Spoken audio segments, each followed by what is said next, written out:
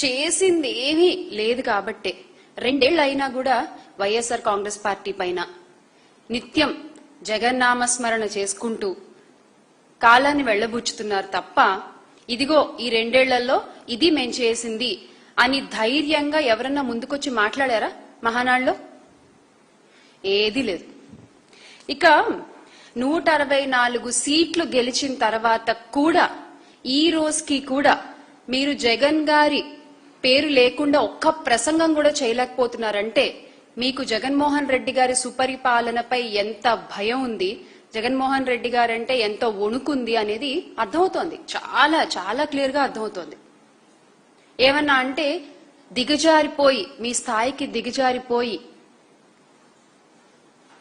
వీధుల్లో మాట్లాడుకుంటారు చూసారా, అలాంటి మాటలు మాట్లాడతారు గౌరవ పదవుల్లో ఉన్న మంత్రులు, అధికారులు.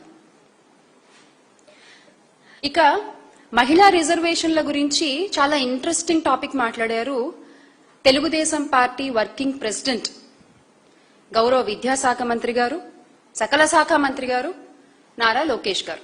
ఇచ్చింది గుండు సున్నా.